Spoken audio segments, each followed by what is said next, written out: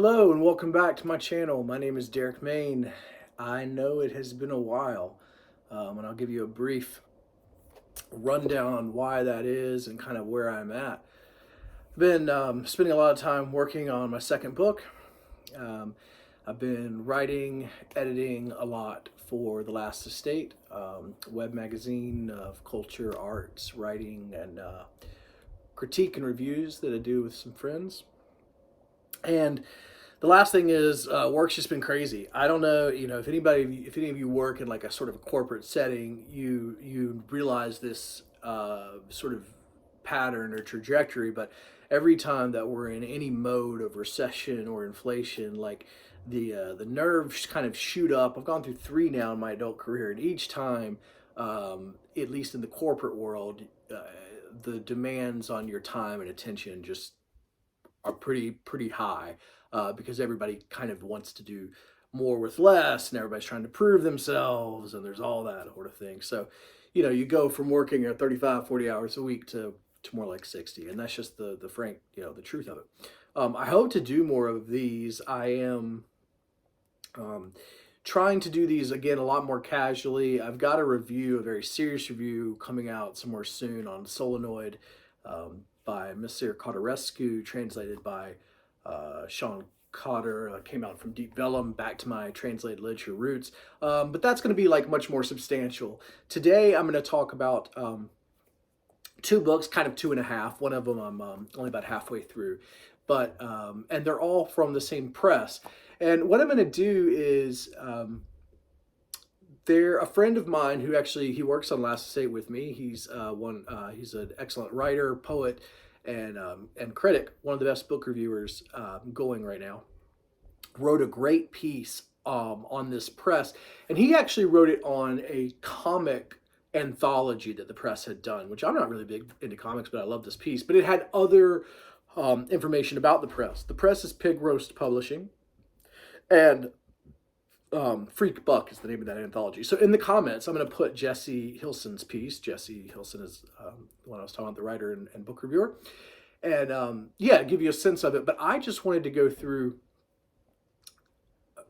really quickly and do the ones I've read from this press, Pig Roast Publishing, because they have been extremely important to me. And I actually think that this press is doing some things that other places, are not doing. Of course, I love Expat. I think Expat is one of, the best, if not the best, independent underground press. But that's more fiction. This is pulling a lot from zine culture, music culture, these things that I kind of grew up in, going to shows and that kind of stuff. And it's taking a literary approach to that. So it's obviously very important to me. Hey, honey. Hi. Okay, I'm doing a video right now. Okay. No, I'm just getting something. Okay. Thanks. Listening to you. All right, so let me start with Pig Roast Publishing is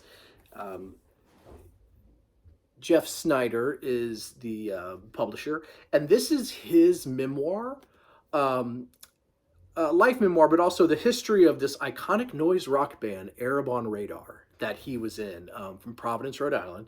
Late 90s, early 2000s. Psychiatric Tissues is the title of it. And it is one of the most exciting books I've ever read. It will completely immerse you into this world of being on tour throughout the whole world, throughout Europe, throughout America, and the insanity that this noise rock, wild, crazy lyrics. If you go to YouTube, you can see, actually, you know what, in the description, I'll put some of their shows. You'll see them like in a boxing rink with this crazy aesthetics with like this white light going around that they're like bouncing back and forth, and just this energy that absolutely encapsulates this time. For me, at least, when I was younger and I was so anxious and I was so filled with what am I going to do and whatever, and I'd go to all these shows, and like this just nailed it. For me, the Warehouse in Winston-Salem, where I played music, where I hung out, that was, a special place. Same with Pablo's, and this took me right back to that time, that era, and the writing is incredible. It is written like a freight train. It is like he barely had it's like those memories, it felt like the way he wrote it, that they were going to last another month and that's it. And they were all going to be gone from, everything that happens with rock and roll lifestyle. Right. And so it just pours through and it's just absolutely this like propellant, amazing work. Cannot recommend it high enough. I'm going to read one kind of long paragraph from it, but it gives you such a great sense to me. And skip forward if you want to hear about the next book, but it gives such a great sense to me of this work, life on the road, and his writing. Page 156. Long road trips. One time we drove from Salt Lake City to Seattle, almost 30 hours, way past the mandatory rest time for professional truckers. Truck stop love, showers paying with quarters, someone looking at my ass and me looking at them, pondering, is this life? Truck stop love, eating a stack of chocolate donuts and white milk, my chosen sustenance. Just chewing that shit up, making a slush in my mouth of these two items, feeling like I was needing vitamins, needing protein all the time. Once you drive and drive and drive, you get the lime green delirium. One time we were in Michigan and our house host was impressed by us. He tried to reciprocate, looking at our next destination. He encouraged us to go out, live, experience life, go over the longest suspension bridge in the world and enjoy the UP, short for Upper Peninsula of Michigan. We accepted his adventure. How fun it sounded. At sunset, we hit the bridge, exhausted, 50% impressed. Time went on and on. We drove in shifts. I recall frustration when consulting the map and how easy it would have been to just drive boringly to our destination. Nothing was learned. Nothing was experienced. No events warranting a tattoo. Quite the opposite. We lashed out at each other. Total survival mode. Do not go near my dog bowl or I'll snap at you.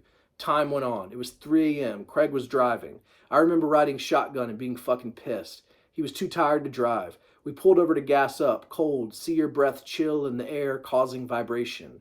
We got on the road again. My head fell back in petite mort. I recall walking up to a slight screech, swerving on the road.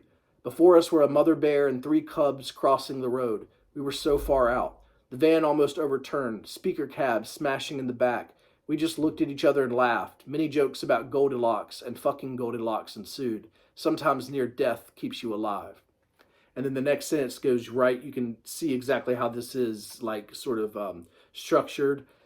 Playing at the Fireside Bowl was like playing the Taj Mahal of our kind of music. And the Fireside Bowl is just, oh my God.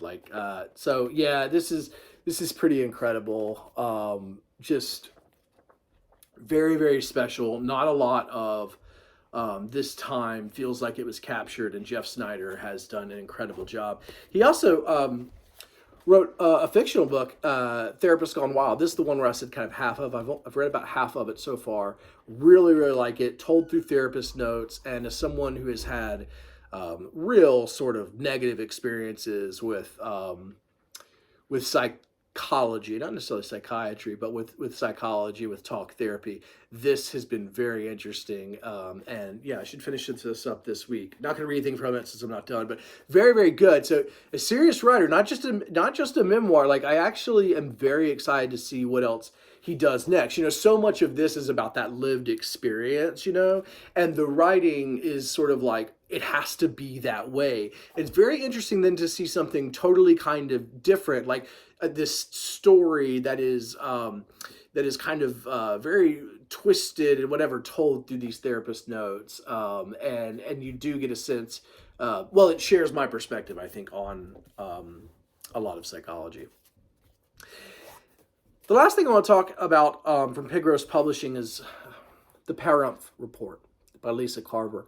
I did not know Lisa Carver, an incredible writer and story musician back from the zine culture, the same sort of thing I was talking about earlier, has just lived in an incredibly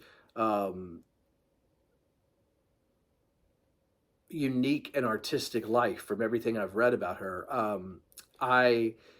This is the first thing and only thing I've read of hers, and I got to say really quickly that, okay, so this is diary form, journal form, and it is the story of her moving with her husband, her husband quits like a very good corporate job, and they move from Massachusetts to Pahrump, Nevada, which is just an extremely crazy culture shock, interesting thing. And all this is happening during sort of like the Trump era, and then eventually like the beginning, I think the beginning of COVID happens, or where does it end? It might end right before June 2020. No. So it does, it has the very beginning of it. But it has the best,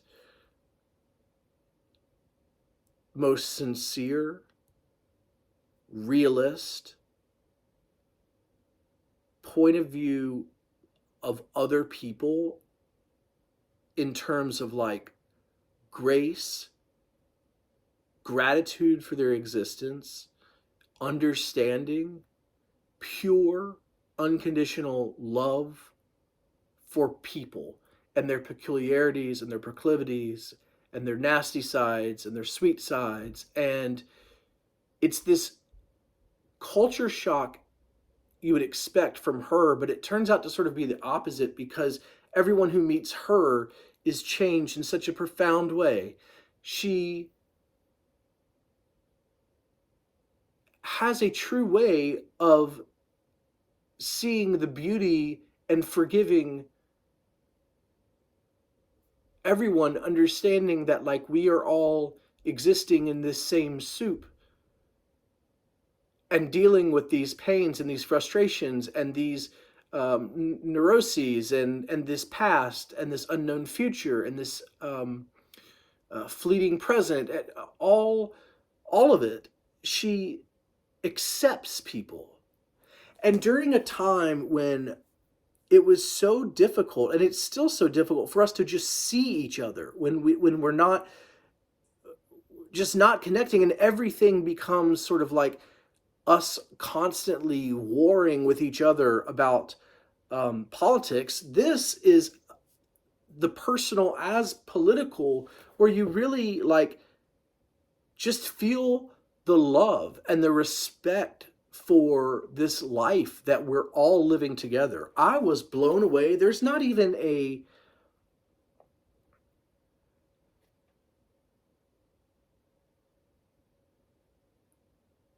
I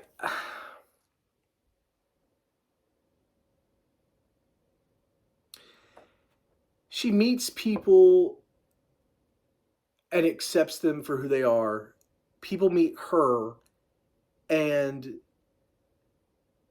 they sort of see like the best of themselves.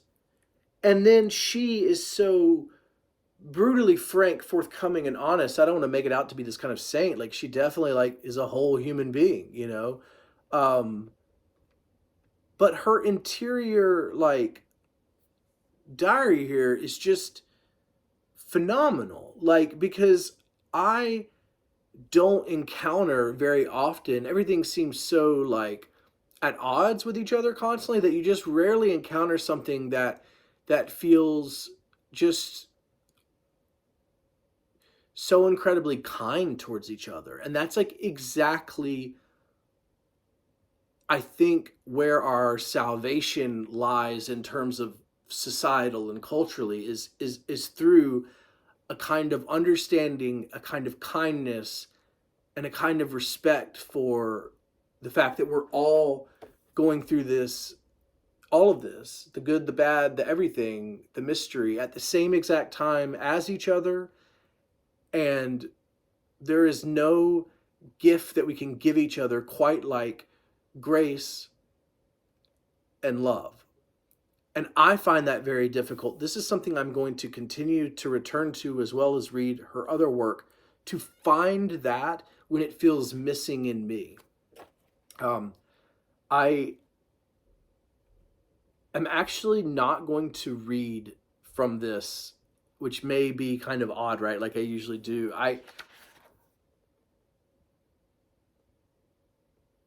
I'll just give you actually, I'll read the very in the beginning, because I don't want, there are different aspects that are going to connect with different people. And I don't want my own reading of the sort of particular bit that I really connected with to in any way like color your own reading if you're interested. So let me just start at the beginning so it'll tell you exactly what this story is. In 2016, my husband quit his job as chief financial officer at a large firm in Massachusetts, got on a plane to Nevada, attended an auction, bought a foreclosed-on house with no electricity where a pig had been living indoors, a literal pig, not toilet trained, and that's the last I heard of him for 6 months. Keith had disappeared before, but for more like 6 days. Time feels different in the desert, he explained when he finally called. Everyone has solar panels here, he enthused, and power generators and wells and windmills, plenty of firepower, self-rigged plumbing, radio transmitters. People butcher animals, make jerky, shrink wrap it, and stack it up. Pahrump would be a great place for you and the kids to survive should anything go down. I'll keep it in mind, I said. 6 months later, I quit my job as a writer and drove to the desert. I think you have to gone to a kind of place as a kid or fantasized about it really hard for it to look beautiful and natural to you as an adult. I couldn't quite remember it, but I knew my father had taken me out in the desert in Arizona and California. As I approached Pahrump, I felt the emptiness spotted with tough little bushes and cacti and twisted short salty trees as something rushing back to me.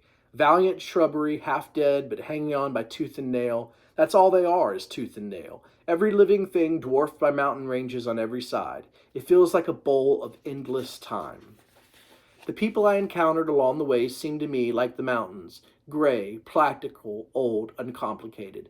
They weren't my people, but they weren't not my people either. Upon arrival, I discovered that my husband had taken up spitting. Not chewing tobacco, just spit. Spitting as a hobby, I guess. Now, back east, this man had been a metrosexual. I asked why he spits now. He said he didn't know. I thought it was disgusting, but the thing is, he'd been out there in the desert with his nearest neighbor 7 miles away. None of us can predict what forbidden desire will rear up in total isolation. I was about to find out. Thanks, guys.